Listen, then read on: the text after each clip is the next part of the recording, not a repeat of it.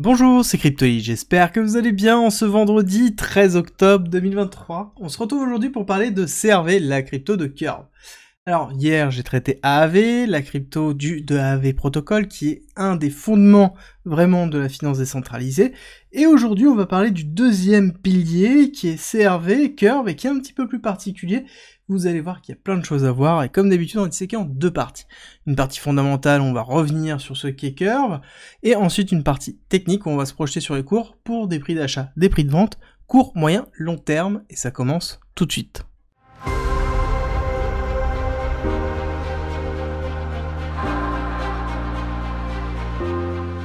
Pour expliquer Curve, il faut comprendre ce qu'est la finance décentralisée. Le principe de la finance décentralisée, c'est d'avoir des personnes qui interagissent entre elles pour faire des transferts monétaires.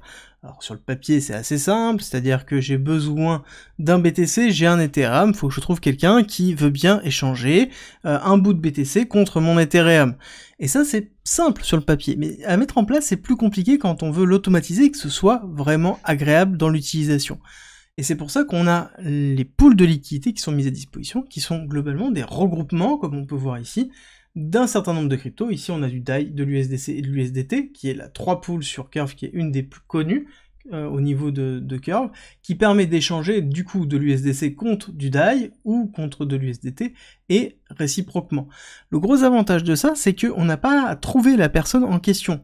Mais par contre, le gros blocage, c'est qu'il faut avoir de la liquidité, il faut des personnes qui déposent du DAI, de l'USDT et de l'USDC dans un smart contract, parce que c'est un smart contract, pour pouvoir faire ces échanges-là et cette liquidité. Et ça, c'est essentiel, et c'est pour ça qu'on parle beaucoup de AAV, parce que AAV a, en fait, une génération de la liquidité à travers des dépôts, la vidéo d'hier, et là, en fait, c'est à travers, principalement, des liquidités. Ça veut dire que les personnes déposent leur argent sur des pools de liquidités qui sont à disposition pour faire des échanges, ces swaps dans lesquels on peut faire, justement, une transaction de l'USDT, par exemple, vers l'Ether, dans le cas que l'on voit ici.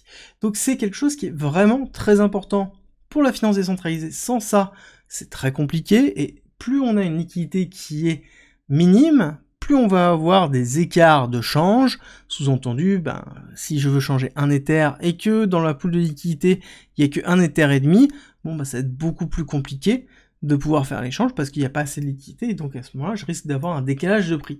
Alors j'essaie de simplifier grandement, mais il faut vraiment comprendre le rôle vraiment de ces pools de liquidité. On parle aussi beaucoup de Uniswap, et on parle aussi beaucoup de Curve. Pourquoi on parle de Curve ? Parce que c'est un des protocoles qui est intégré dans d'autres protocoles de finance décentralisée. C'est pour ça que je vous dis que c'est un des piliers.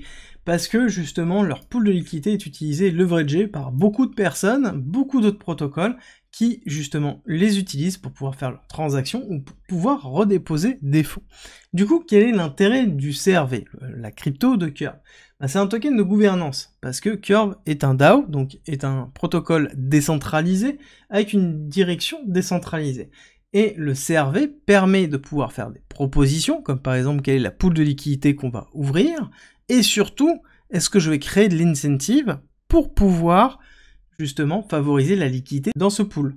On ne s'est pas posé la question tout à l'heure, mais quel est l'intérêt de déposer sa liquidité dans une pool de liquidité ? C'est que, on a des récompenses, c'est-à-dire qu'on a une petite portion des transactions qui sont données à ceux qui ont déposé le pool de liquidité, et à côté, il y a ce qu'on appelle de l'incentive. L'incentive, c'est ici le CRV qui sera distribué à ceux qui déposent de la liquidité dans les pools Curve.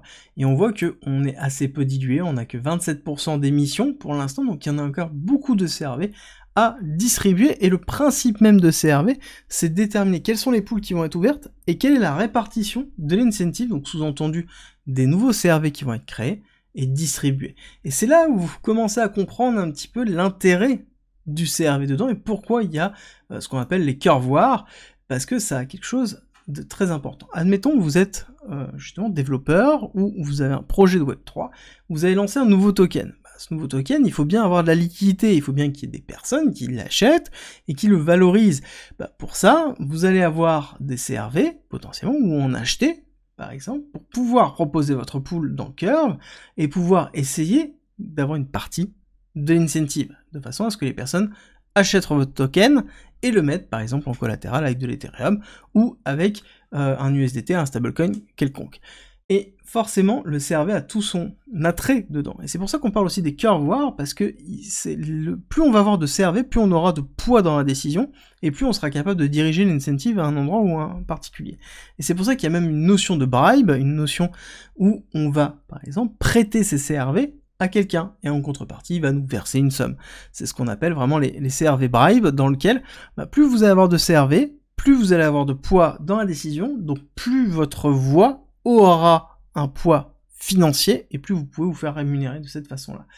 Alors, là-dessus, faut bien comprendre ce système-là, parce que c'est très important, et surtout, ça se joue énormément quand on commence à avoir un afflux de liquidité colossal et un bull run, dans lequel on aura forcément une valorisation du CRV qui sera directement liée à l'importance des liquidités qui seront bloquées dans Curve, et dans tout ce qui tournera autour.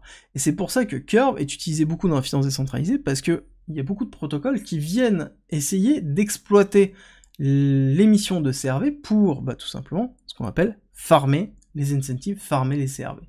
Alors à côté, Curve, c'est aussi dans l'actualité un gros hack, plus de 70 millions de dollars qui ont été dérobés, 73 exactement, à cause tout simplement d'une problématique sur une pool, donc il y a toujours un risque. On disait toujours que Curve était le protocole qui n'avait jamais été hacké.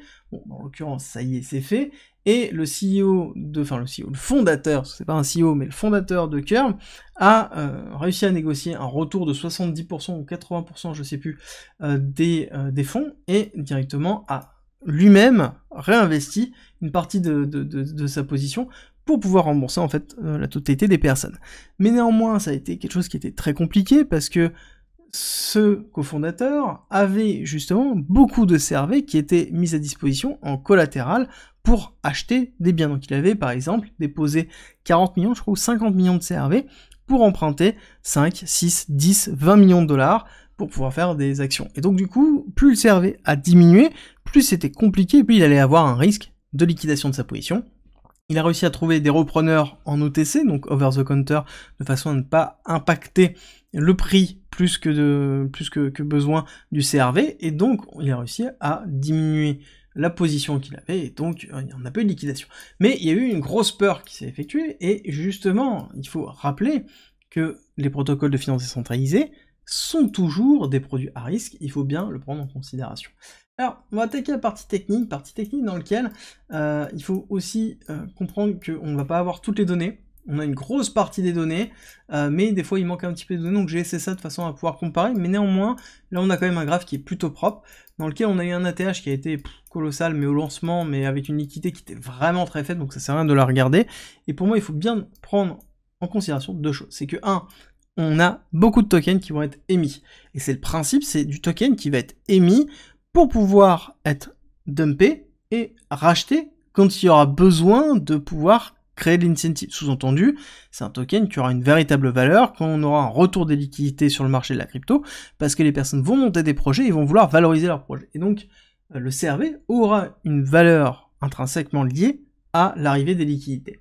Alors, techniquement, on a quoi? Techniquement, on a tout simplement la mise en place d'une accumulation qui est très propre, avec ici un SC, l'automatic rally qui est effectué ici, le petit ST qui est là, et là on est soit dans un ST, soit dans un STB. D'accord, ce n'est pas encore validé pour moi. La rupture de ce lot-là, avec la rupture ici des 0,31, sera vraiment pour moi un élément clé de prise de liquidité, et on voit qu'on est en train de se diriger dessus, avec un momentum très fort au niveau du RSI qui est à la baisse, une compression ici au niveau des cours, avec problématique du hack qui a accentué en fait vraiment l'accélération baissière, mais quand on regarde un petit peu le CRV, c'est ça qui est intéressant, c'est qu'on a un token qui est en continu d'émission, ok? Et pourtant, quand on regarde ici cette partie basse, on voit qu'on a eu ici Celsius, on a eu FTX, mais somme toute, on a quand même bien travaillé le cours. C'est-à-dire que même là, on pourrait considérer qu'on a une forme d'accumulation en SC, STB, bon, potentiellement un spring qui pourrait arriver. Donc moi, mon idée générale, c'est de me dire que ici, on va aller prendre ce lot-là, et on va avoir en fait une box dans laquelle on aura un prix intéressant en dessous de 0,3 pour justement s'exposer au CRV si jamais on est intéressé. Après, il faut bien prendre en considération que le CRV va être dilué. C'est le principe même de ce token. Le CRV a une valeur parce qu'on peut déterminer où la dilution va avoir lieu. Comprenez bien justement la liaison entre les deux avant de vous exposer. En termes de technique pure, qu'est-ce qu'on peut se fixer comme objectif?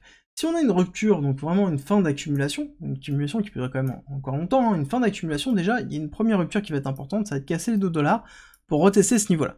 Là, on aura vraiment un élément clé pour se dire que, ok, on va repartir à la hausse. Le deuxième élément, c'est la prise de l'AR, d'accord? Donc vraiment la rupture de ce niveau-là, donc sous-entendu la rupture des $7.